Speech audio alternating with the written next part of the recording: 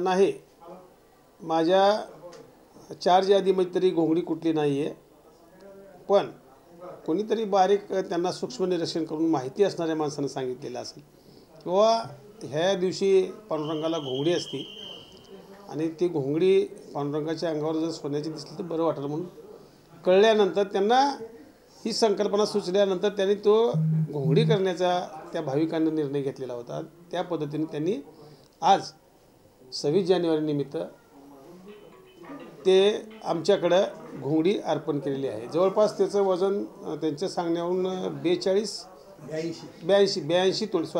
तोळ्याचं असं वजन आहे त्याचं। बरं, मला एक सांगा, ही घोंगडीचा वापर कधी होतो आपल्या इथं विठ्ठलाला?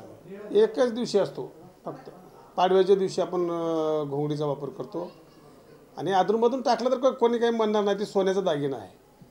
आपण घोंगड्याचं महत्त्व काही दिवसापुरतीच मर्यादित आहे। म्हणजे यापूर्वी आपण लोकरी जो घोंगडा वापरत होतो, आता सोन्याची घोंगडी घातली जाणार विठुरायाला? नक्कीच घालणार। एवढं मोठं त्यांनी मनापासून केलेलं आमच्या विठुरायाला दान आहे, ते नक्कीच त्याचं पोशाख परिधान पांडुरंगाला करणार। त्यांचं म्हणणं एकच आहे, आम्ही जे देतो ते आम्हाला बाहेर सांगायचं नाही आहे। तर आम्ही पण म्हणलं की बाबा ठीक आहे, तुमच्या म्हणण्यानुसार आम्ही कोणालाही तुमचं काही बोलणार नाही, आपलं हे मोठेपण आहे। हे प्रतिवर्षी मागच्या वर्षी पण दिलेलं आहे, तसंच यावर्षी पण दिलेलं आहे।